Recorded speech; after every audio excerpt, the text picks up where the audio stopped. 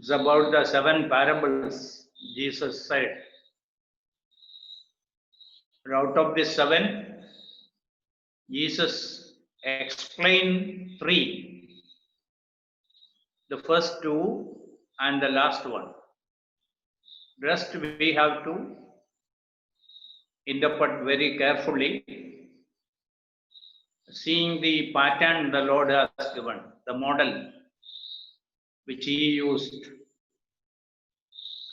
अभी हम ये पहला पैराबल पढ़ेंगे और उसका जो एक्सप्लेनेशन यीशु ने दिया वो भी साथ में पढ़ेंगे. Matthew 13, 1 to 9, then 18 to 23.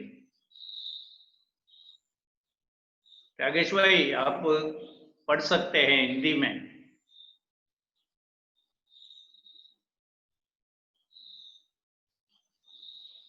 Hello.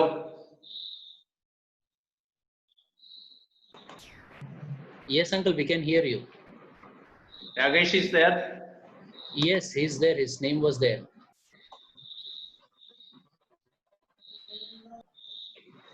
One, two, verse 1 to 1 to 9 first, then 18 to 23. Okay. उसी दिन यीशु घर से निकलकर झील के किनारे जा बैठा और उसके पास ऐसी बड़ी भीड़ इकट्ठी हुई कि वह नाव पर चढ़ गया और सारी भीड़ किनारे पर खड़ी रही. और उसने उनसे दृष्टांतों में बहुत सी बातें कही कि देखो, एक बोने वाला बीज बोने निकला. बोते समय कुछ बीज मार्ग के किनारे गिरे और पक्षियों ने आकर उन्हें चुग लिया. कुछ पथरीली भूमि पर गिरे जहां उन्हें बहुत मिट्टी न मिली और गहरी मिट्टी न मिलने के कारण वे जल्द उग आए. पर सूरज निकलने पे वे जल गए और जड़ न पकड़ने से सूख गए. कुछ झाड़ियों में गिरे और झाड़ियों ने बढ़कर उन्हें दबा डाला. पर कुछ अच्छी भूमि पर गिरे और फल लाए, कोई 100 गुना, कोई 60 गुना, कोई 30 गुना. जिसके कान हो वह सुन ले.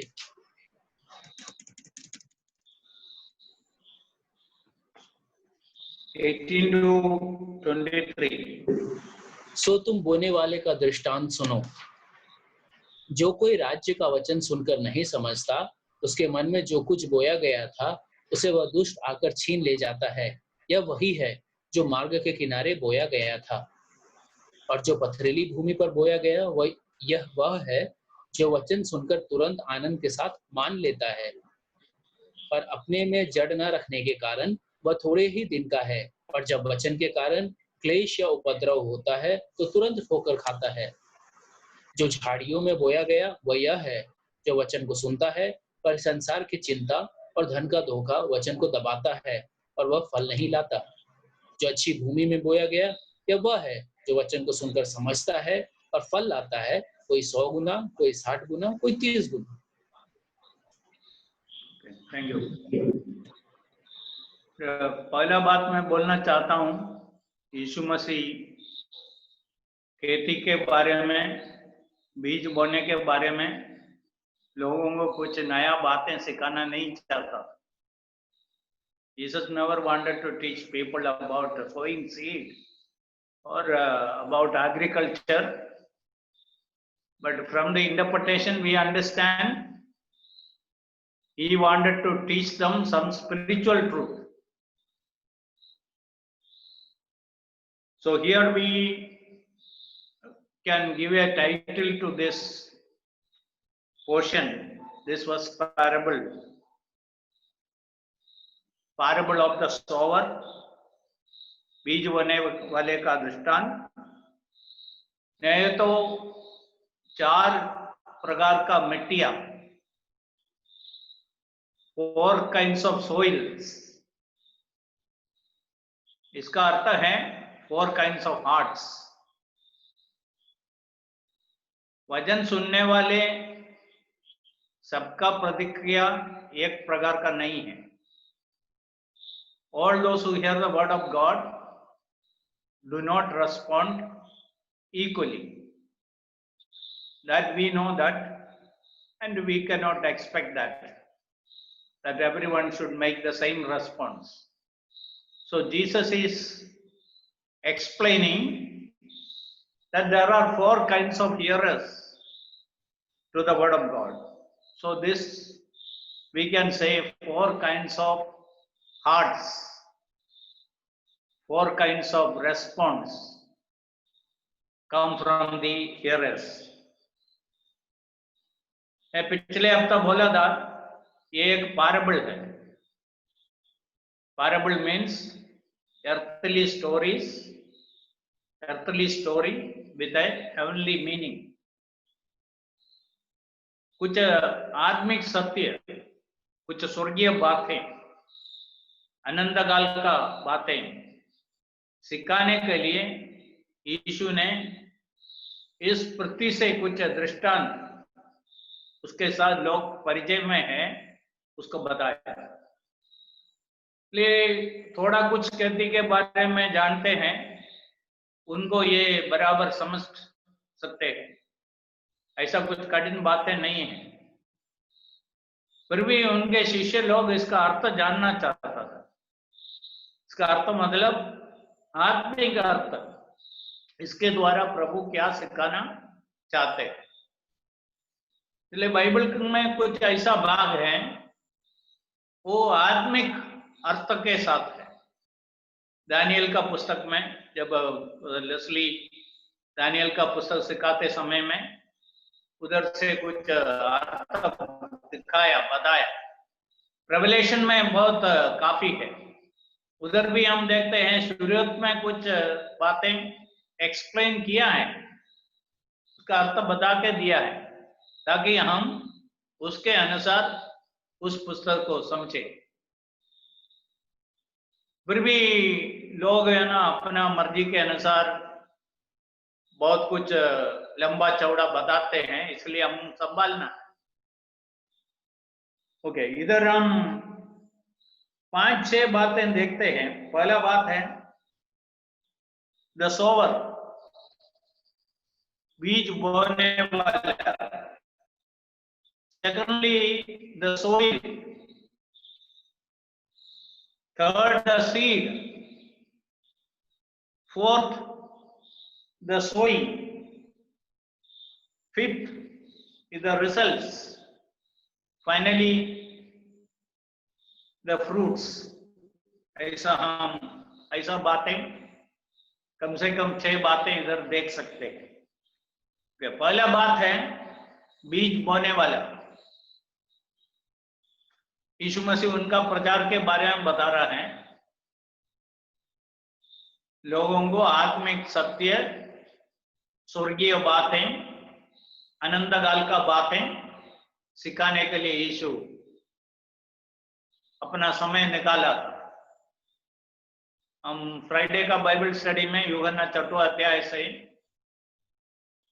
देखा, यीशु अपना शिष्यों से पूछा, बाकी लोग सब चला गया, यदि तुमको जाना है तो तुम भी चले जाओ. If you want, you can also go away, as other people have gone. There Peter replied, हम किसके पास जाऊं? तुम्हारे पास अनंत जीवन का बातें हैं, ये केवल तुम्हारे पास है, दूसरे किसी के पास नहीं है. इसलिए यीशु इस दुनिया में लोगों को आत्मिक बातें, स्वर्गीय बातें, अनंत जीवन का बातें देने के लिए आया था. जो कुछ किया उधर मुख्य उद्देश्य था, उसके द्वारा यीशु कुछ आत्मिक सत्य लोगों को पहुंचा दे. इसलिए यीशु सबसे बड़ा बीज बोने वाला है. He is the greatest sower. और प्रभु हमसे ये चाहते हैं, we also should become sowers, sowing seed. ये हम करना है. यीशु अपना शिष्यों को जब बुलाया, बोला मेरे पास आओ, मुझसे सीखो. और बाद में मत्ती 28 में यीशु ने बोला, You go therefore and teach others. Come and learn, go and teach. यीशु पहली बार हम उनका शिष्यों को बुलाते समय में बोला, Follow me, I will make you fishers of men. कोई ऑटोमेटिकली नहीं बन जाता है, कितना भी टैलेंटेड हो, फिर भी वो ऑटोमेटिक एक बीज बोने वाला, मनुष्यों को पकड़ने वाला बन जाएगा नहीं। वो प्रभु हमें बनाते हैं, वो खूबियां, वो टैलेंट प्रभु से हमको मिलना है, प्रभु हमें बनाएगा, ये प्रभु का काम है। इसलिए प्रभु उनका जीवन काल में जब इधर था, बीज बोया, सुवार्ता का प्रचार किया, बाद में अपने शिष्यों को बोला सारा जगत में तुम जाओ और बीज बोने का है। यदि हम एक बीज बोने वाला बनना है, बराबर आनंद जीवन का बातें, स्वर्गीय बातें, आत्मिक बातें लोगों को बताना है, तो 4 बातें हम बराबर जानना है। पहला बात है, ये यीशु मसीह का आज्ञा है।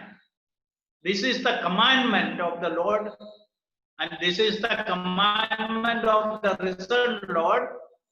This is the commandment from above. आज स्वर्ग से प्रभु अपने लोगों को ऐसा आज्ञा देता है, सारे जगत में जाओ जाओ जाओ, ये जाने का काम है। हम प्रभु को धन्यवाद देते हैं, सारे मिशनरी लोग अपना देश सब छोड़ के अन्य देशों में, अफ्रीका, चाइना, इंडिया, ऐसा दुनिया का अलग अलग देशों में सुवार्ता प्रचार के लिए गया। कहने के कारण ये है, उन लोग ये प्रभु का आज्ञा को बराबर सुना। They heard the commandment of God very clearly. That made them missionaries. Number 1. Secondly, ये लूका का सुवार्ता 16 अध्याय में धनवान और लाजरस का कहानी यीशु बताया।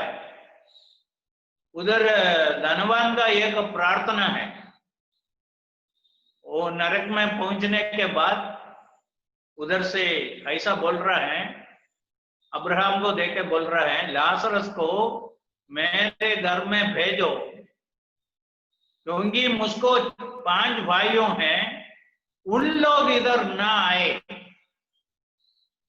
इसलिए इस दुनिया से चले गए हुए सब अविश्वासियों का प्रार्थना यह है, सब अविश्वासियों का प्रभु को इनकार करके, प्रभु को स्वीकार करने के बिना इधर से गए हुए सब लोग ईश्वर को देके ऐसा प्रार्थना करते हैं। अभी हम इधर से बच नहीं सकते हैं, हम हमेशा के लिए इधर पहुंच गया।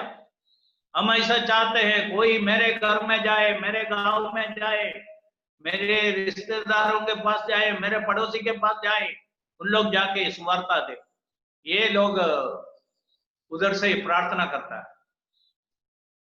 इसलिए नरक से नरक में पहुंचा हुआ लोगों का आवाज और प्रार्थना जब एक व्यक्ति सुनते हैं, वो एक मिशनरी बन जाते हैं, बीज बोने वाला बन जाता है।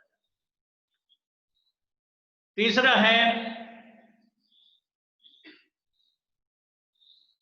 प्रेरितों का काम 16 अध्याय में पौलुस का दर्शन के बारे में हम पढ़ते हैं। उधर माकेदोनिया का एक पुरुष दर्शन में उसके सामने पहुंच गया, सामने प्रकट हुआ और उनको बुलाया, हमारे उधर आके हमको ये संदेश बताओ। This is called the Macedonian call. come and help us. A man who appeared to Paul in the night vision and inviting him to Macedonia and telling him, come and help us. ये missionary बनने वाला दूर जगह में खड़े रहते हुए लोगों का ये आवाज सुनते हैं, अभी तक सुवार्ता नहीं सुना, ऐसा दूर दूर जगह है, उनको प्रभु का वचन अभी तक मिला नहीं है, उनका प्रार्थना एक मिशनरी सुन सकते, इसलिए वो मिशनरी बन के जाते। तीसरा कारण, फोर्थ रीजन है दूसरा कुरिन्थी 5:14 में, प्रभु का प्रेम हमको धक्का देता है। इधर जो न्यू केजेवी में वर्ड यूज किया है, प्रभु का प्रेम उसको कंबल करता है। द लव ऑफ गॉड कंबल्स मी और प्रेशराइज मी, फोर्स मी। ओल्ड इंग्लिश में है constrains me. So when all these four things happen together, command from above, cry from below, call from far, then compulsion from within, a man becomes a missionary, a man becomes a sowyer. ये बराबर कोई समझता है तो ये बराबर प्रभु का सेवा करेंगे। और मैं प्रभु को धन्यवाद देता हूं, ऐसे बहुत मिशनरी बन के दूर दूर देशों में गए हुए लोगों के जीवन को, जीवन कहानी को हम देखेंगे तो, आत्मकथा को हम पढ़ेंगे तो ये सच्चाई उधर है। उन लोगों को आराम से अपने गांव में बैठ नहीं सकता था, अपने देश में बैठ नहीं सकता था, सब कुछ छोड़ के प्रभु के लिए इतने दूर जगहों में जाके बहुत समस्याओं के बीच में सेवा करने के पीछे कारण है। इसलिए ये चार बातें हमारे जीवन को भी, उसका असर हमारे जीवन में भी होना है। Then we will become missionaries in our respective places. Probably you may not go from your a place of work or a place where you stay, but within that place, with proper understanding of these four truths, if you go and share the gospel, share the word of God, then it will become more meaningful. So first we see the sower. Then second thing is about the seed. Seed is the word of God. दूसरा दृष्टांत में यीशु बोला, बीज प्रभु का वचन। हम लोगों को दूसरा कुछ नहीं देने का, हम लोगों को प्रभु का वचन देना। और हम बाइबल खोलने के बिना सुवार्ता देने के लिए कोशिश नहीं करना, बाइबल से लोगों को दिखाना है, देखो ये इधर क्या लिखा है। कई बार मैं ऐसा किया, पहले उनको बोलेंगे, उनको सीधा प्रेरितों का काम 17 अध्याय में लेके आएंगे और उनको दो बातें दिखाएंगे। पहला बात, सबके लिए एक ही ईश्वर है, आपका ईश्वर और मेरा ईश्वर एक ही है, जिसने आपको बनाया और जिसने आपका जरूरतों को पूरा करते हैं, जिसने मुझको बनाया, मेरा जरूरतें जो पूरा करता है वो है मेरा ईश्वर और वो है आपका ईश्वर। हमारे लिए एक ही ईश्वर है, पहला सच्चाई है। दूसरा सच्चाई उधर है, हम सब एक ही कुटुंब का है, एक ही एक ही मनुष्य का संतानों है, पीढ़ियां कितना भी चला गया, हम एक मनुष्य का संतान है। इसलिए हमारा भाषा अलग होगा, हमारा रीति रिवाज अलग होगा, हमारा और जीने का तरीका अलग होगा, खाना पीना अलग होगा, फिर भी हम एक कुटुंब का है। और बाइबल से वो दिखाता है, ठीक है। फिर हम दिखाएंगे यीशु मसीह सबका उद्धार करता है, दूसरा उद्धार करता नहीं है।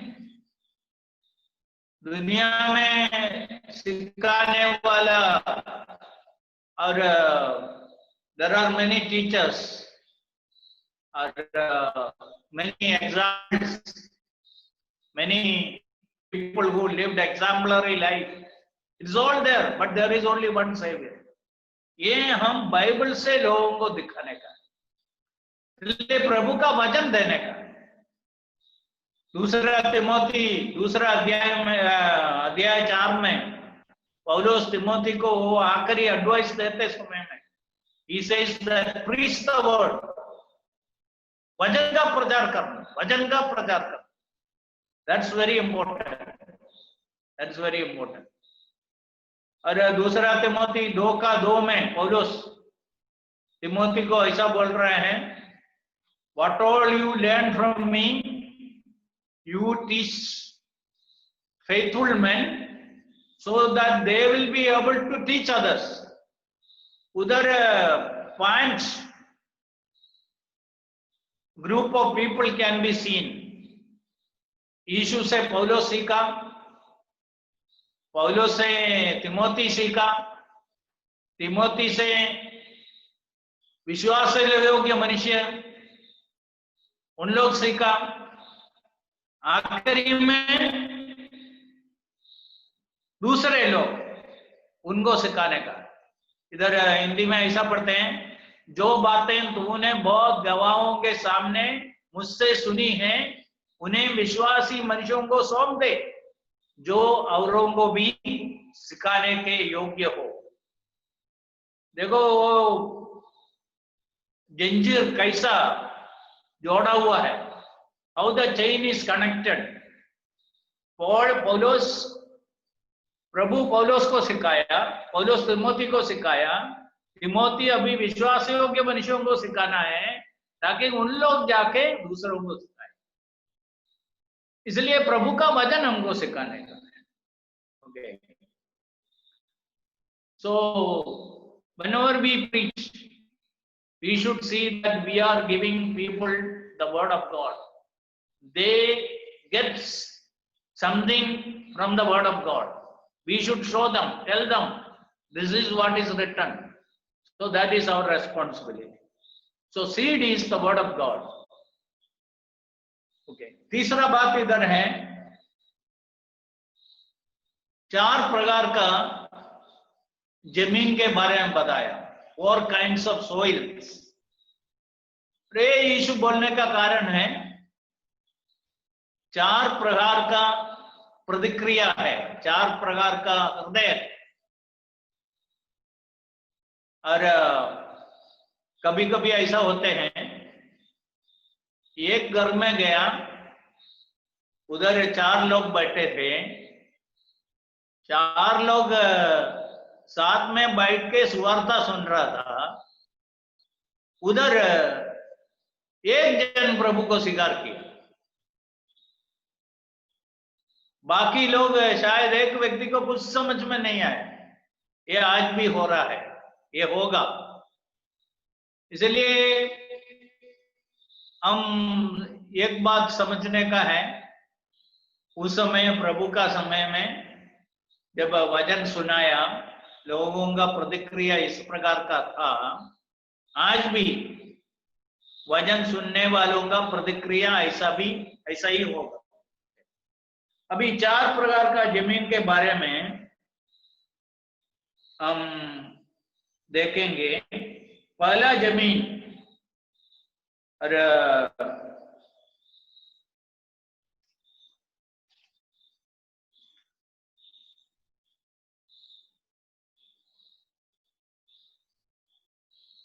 मार्ग के किनारे, wayside, और there is no sprout, उसमें से कुछ अंकुर नहीं निकला, पक्षियां तुरंत उसको लेके गया। दूसरा रॉकी ग्राउंड, पथरीली भूमि, it had no roots, sprout हो गया, देयर वाज नो रूट। तीसरा है झाड़ियों के बीच में, it has no fruit. And the fourth, plenty of fruits. इसलिए 4 के बारे में हम ऐसा बोल सकते हैं, first one no sprout, second no root, third no fruit, but fourth plenty of fruits. दूसरे तरफ से भी हम देख सकते हैं, first one rejected then and there, they did not accept the word or receive the word, पूरा इनकार कर दिया, छोड़ दिया, they rejected the word. The rocky ground, temporary response, हाँ वापस आओ, ठीक है, अच्छा था, ऐसा बोल के छोड़ देते। They are showing only temporary interest, थोड़े समय के लिए इंटरेस्ट दिखाता है। थर्ड वन इज काफी टाइम के लिए, बट इट वाज और सुपरफिशियल, बाहर दिखाता है, अंदर बराबर नहीं था। The last one is the good soil. They received the word, and it was not a temporary one, and it was not just outward show, it was real, genuine. ये 4 जमीन के बारे में हम बता सकते हैं। यीशु इसका अर्थ बता के देते समय में, 18 से लेके हम पढ़ते समय में, जहां सुवार्ता का प्रचार होते हैं, उधर क्या क्या तकलीफें होते हैं। 19 में बोला है,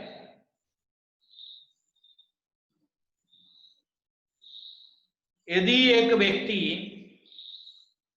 when anyone hears the word of the kingdom and does not understand it, then the wicked one comes and snatches away what was sown in his heart. जो कोई राज्य का वचन सुनकर नहीं समझाता, उसके मन में जो कुछ बोया गया था, उसे वह दुष्ट आकर छीन ले जाता है। ये वही है जो मार्ग के किनारे बोया गया। इन लोग भी सुना, फिर क्या प्रॉब्लम हो गया? They did not receive the word of God. ऐसा बराबर मतलब समझा नहीं है, पकड़ा नहीं है, लिया नहीं है, परिणाम क्या निकलेगा? देखो, नंबर 1 प्रॉब्लम इज शैतान आके, दुष्ट आकर उसको छीन ले जाता है। उसको मालूम है वो उधर रहेगा तो वो कुछ क्रिया करेंगे, इसलिए शैतान लोगों के मन में बोया हुआ प्रभु का वचन को छीन लेते। कई बार मैं देख लिया, मैं कुछ पढ़ने के लिए बैठा है और पूरा मन लगा के पढ़ते समय में शायद कोई आ गया, नहीं है तो कुछ आवाज सुना,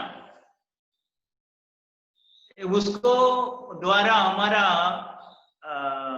अटेंशन डाइवर्ट हो जाता। इसलिए शैतान को मालूम है देखो थोड़े समय पहले मैं बताया,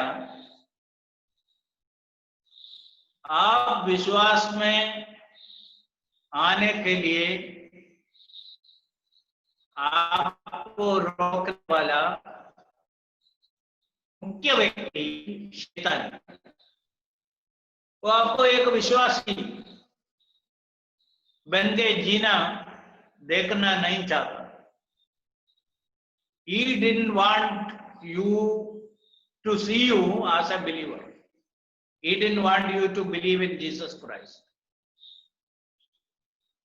इसलिए वो कुछ ना कुछ बहाना बनाता है, कुछ ना कुछ रुकावट लाता है। He will bring some obstacles. मैं कई बार आपको समझाया, जो रात 12 बजे के आसपास 1973 अक्टूबर 10 मिडनाइट बाइबल में खोल दिया, प्रभु मेरे साथ बात किया, मैं पहली बार समझ लिया मैं एक पापी हूं, मेरा जीवन इतना पाप से भरा हुआ है। मैं पहली बार वो समझ लिया और मेरा पाप को ईश्वर के सामने कबूल करना चाहता था और उद्धार पाना चाहता था। उधर तुरंत शैतान दो बातें मेरे मन में डाला, क्यों अभी करने का है, इतना उतावल से करने का क्या जरूरत है, आज ही करने का क्या जरूरत है, कल नहीं कर सकते, थोड़ा और सोच के समझ के। ऐसा मेरे साथ बात किया। दूसरा बात ये हुआ, मुझको पूछा एक विश्वासी होके दुनिया में जीना कितना कठिन है, तुम समझता है क्या? तुम्हारे पास विश्वासी होके दुनिया के लिए जीने का ताकत है क्या? मैं थोड़े समय के लिए थोड़ा रुक गया, थोड़ा पीछे हट गया, फिर प्रभु का आत्मा मुझको इतना मदद किया, आखिरी में मैं घुटना टेका, मैं प्रभु को बोल दिया मैं गुनहगार हूं, पापी हूं, मेरा पाप के साथ मैं नाश में जाना नहीं चाहता हूं, मैं बच जाना चाहता हूं, मेरा जीवन को ले लो बोल के प्रभु के हाथ में थे।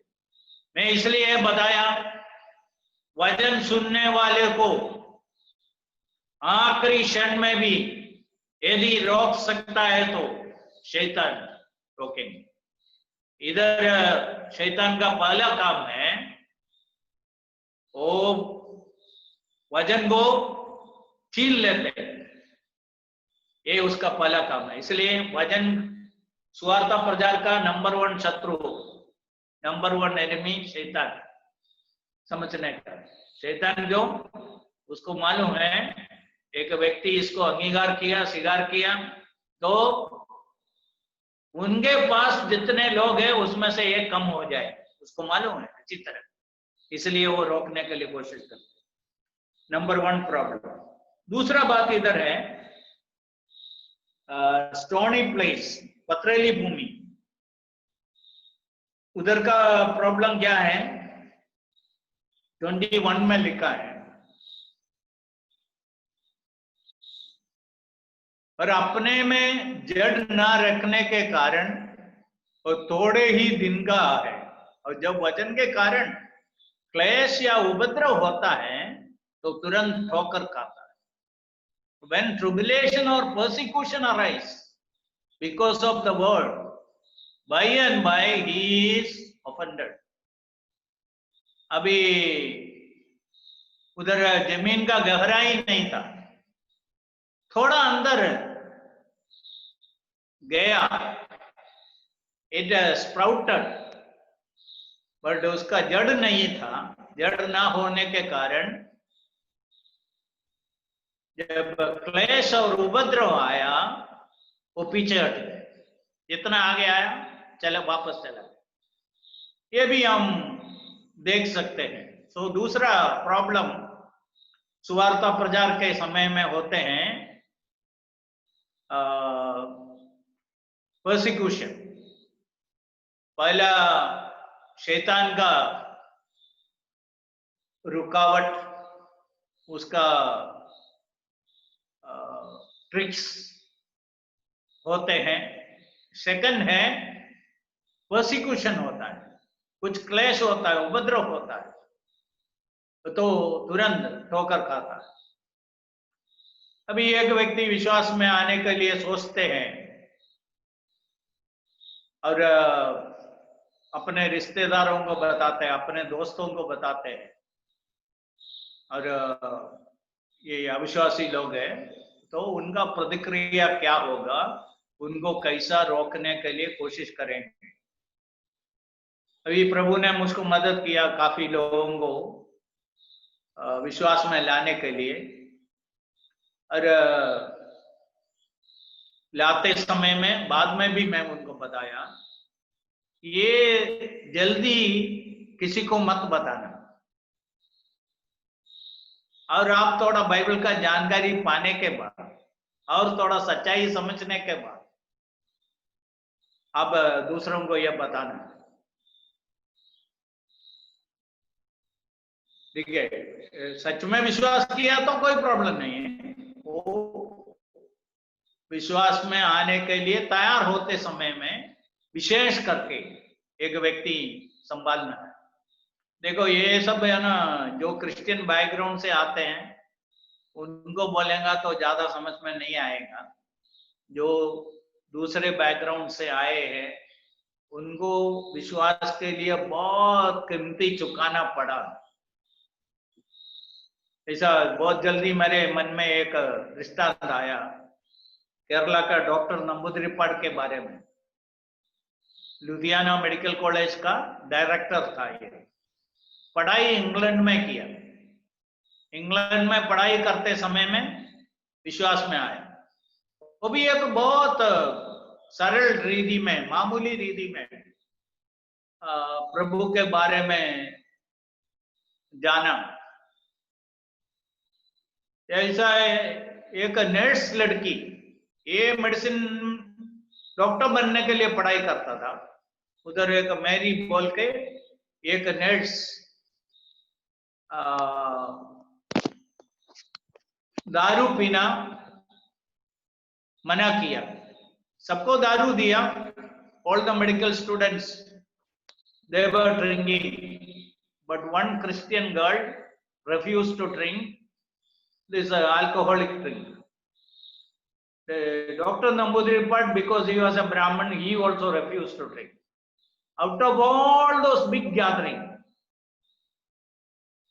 अरे डॉक्टर नंबूदिरिपाड़ देखा तो एक लड़की, एक व्यक्ति बाकी लोगों के जैसा नहीं किया।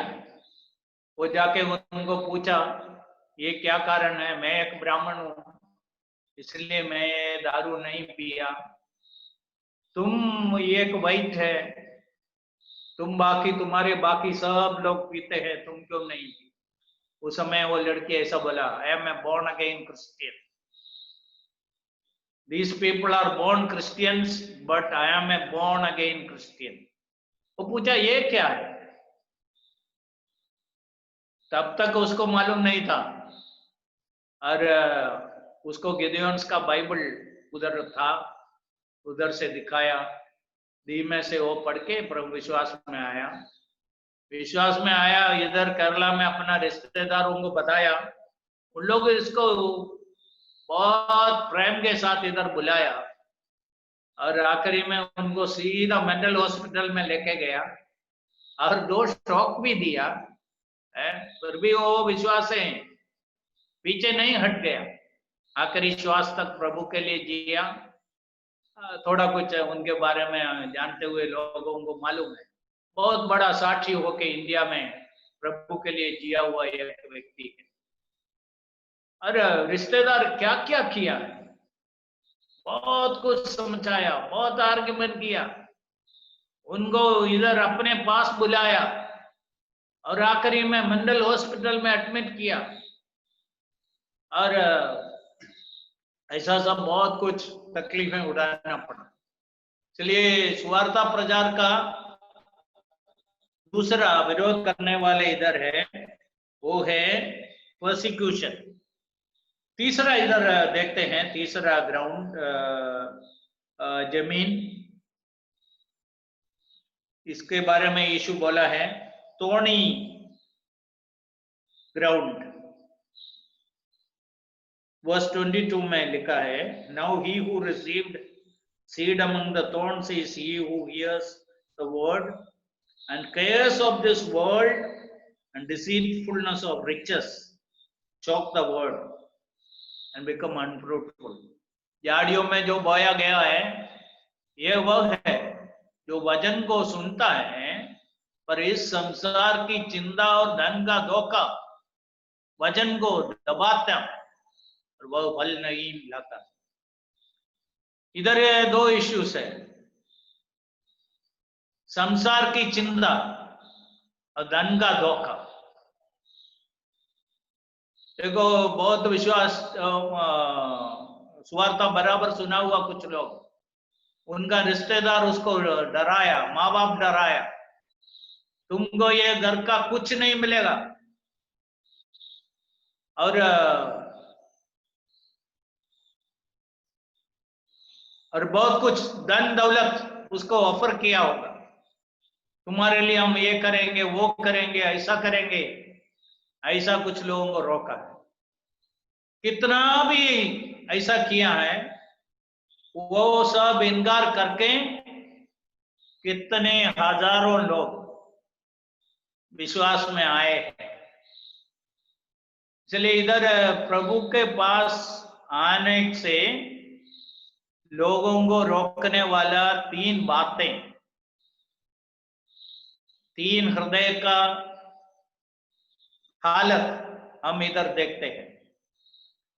इसलिए कुछ लोगों को शैतान रोकते हैं, कुछ लोगों को उपद्रव के कारण है, और 22 में जो तीसरा झुंड झाड़ियों के बीच में है, वो संसार की चिंता और धन का धोखा के कारण उन लोग भी कुछ फल नहीं लाता है।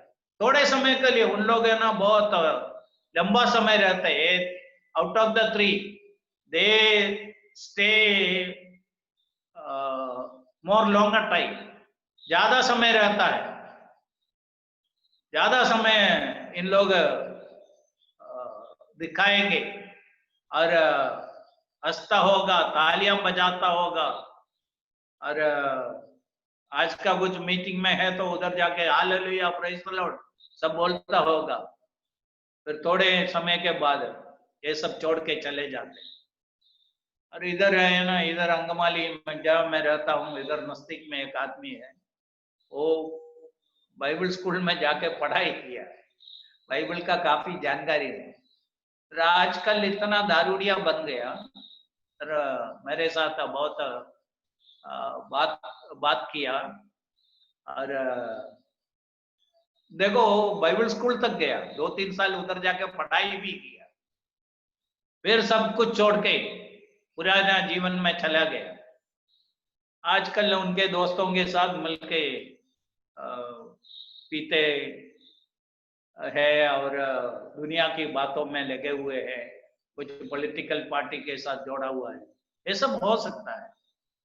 इसलिए इधर 3 प्रकार का रेस्पॉन्स के बारे में हम पढ़ते हैं। फर्स्ट रेस्पॉन्स, नो शूट, उधर से तुरंत वचन को छीन लिया, there is no shoot, there is no time for it to, उसका अंकुर निकला नहीं। दूसरा है there was no roots, अंकुर निकला है, फिर रूट को नीचे जाने के लिए जमीन में गहराई नहीं था, पथरीली भूमि था। तीसरा है झाड़ियों के बीच में, ये ज्यादा लंबा समय रहा, और ऐसा प्रचार करने वाले बार बार जाते हैं और सोचेंगे आज नहीं है तो कल व्यक्ति प्रभु में आ जाएंगे, ऐसा सोच के इच्छा रख के जाते हैं, और आखिरी में वो भी कुछ फ्रूट नहीं दिखाएंगे, ऐसा चले जाए। और आखिरी वाला जमीन है अच्छा भूमि, अच्छा जमीन, उधर 23 में लिखा है, but he who received seed on the good ground is he who hears the word and understands it, who indeed bears fruit and produce some 100-fold, some 60, some 30. जो अच्छे भूमि में बोया गया ये वह है तो वचन को सुनकर समझता है और फल लाता है। और फल is the ultimate proof of a person's faith. फल नहीं लाया और तो वो बराबर विश्वास में नहीं आया, इसलिए उसमें कुछ फल देखने का है। ठीक है, इसका मतलब ये नहीं है आज एक व्यक्ति विश्वास में आया, कल उसमें पूरा फल देखने का है।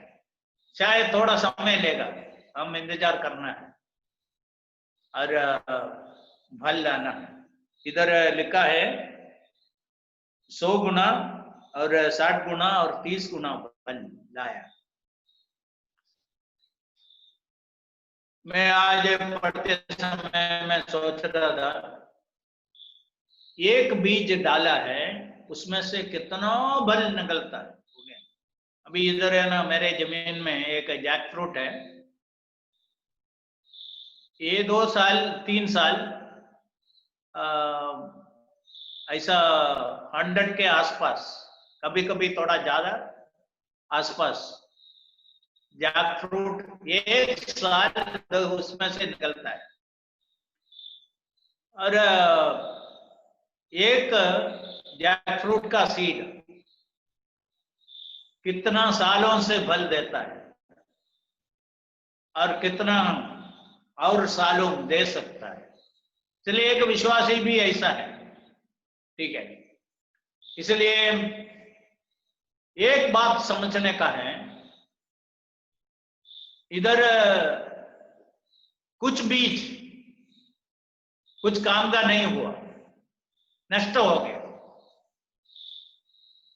और कुछ बीज अच्छे भूमि पर गिर गया और फल दिया। अब ये अच्छा गाना है I have decided to follow Jesus. और अब में से कितने लोग इसका बैकग्राउंड जानता है मुझको मालूम नहीं। थोड़े समय पहले एक आदमी मुझको इसका बैकग्राउंड भेजा था। अरे ये नॉर्थ ईस्ट में एक मिशनरी प्रचार करने के लिए गया, वो गांव में सब लोग उसका विरोध किया, और उधर एक फैमिली विश्वास में आया।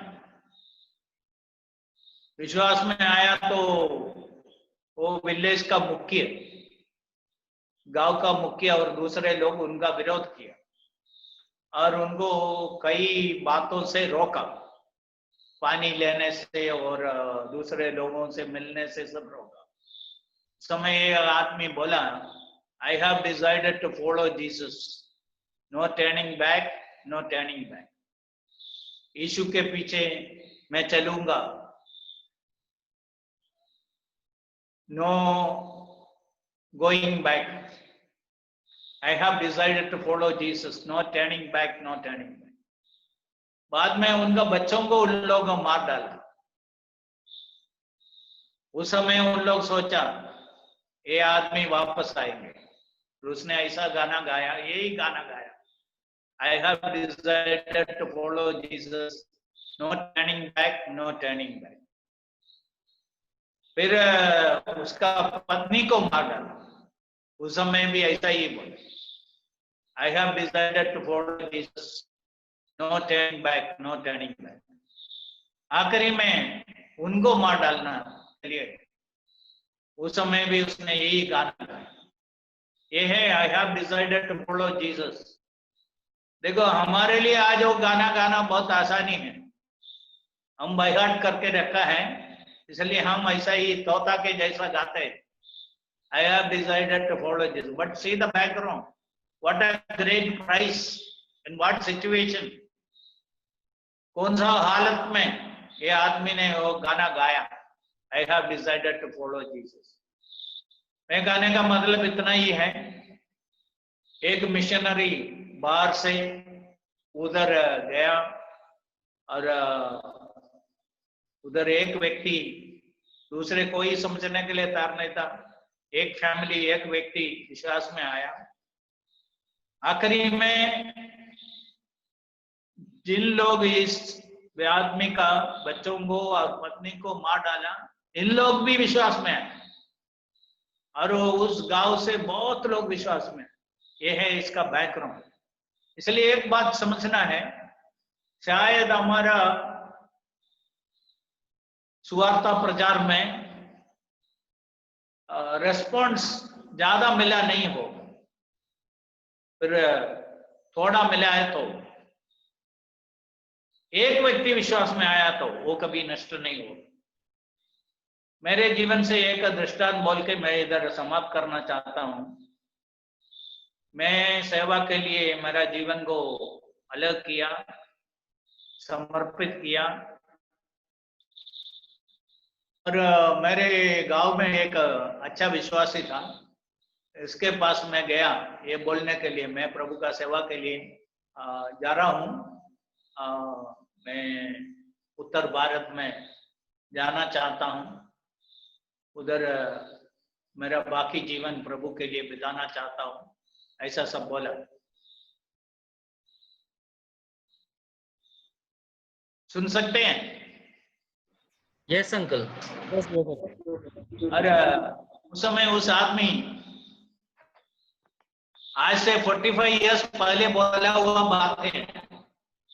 मैं मेरे अभी जो नोट्स तैयार करते समय में ये बात मेरे मन में आया, इसलिए मैं बता रहा हूँ।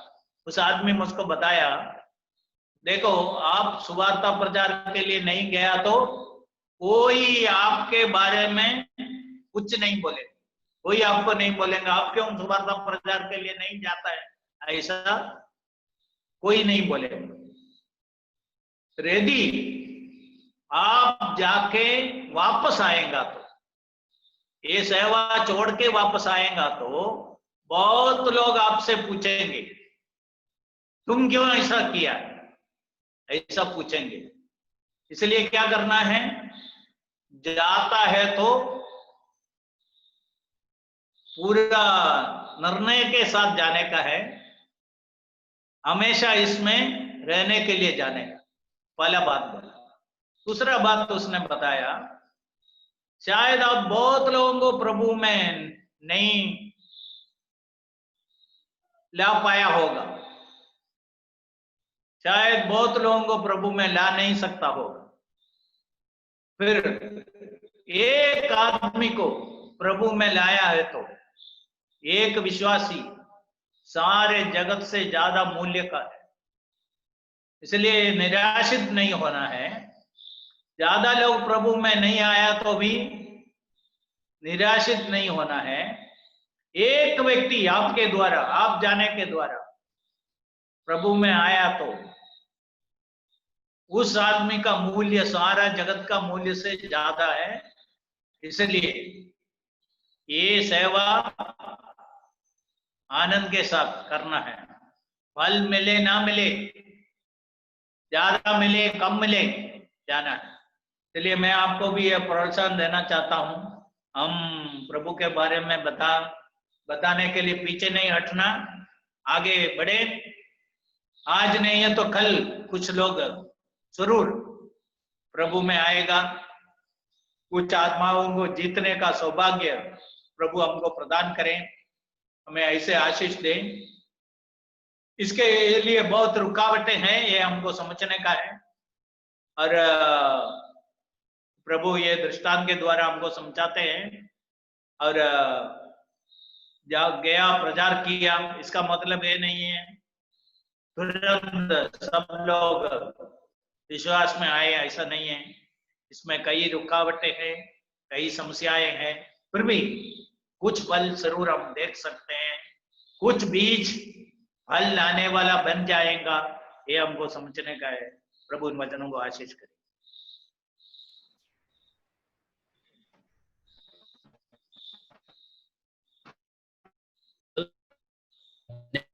A few minutes, we'll spend time in there. Thereafter, we will have the quiz.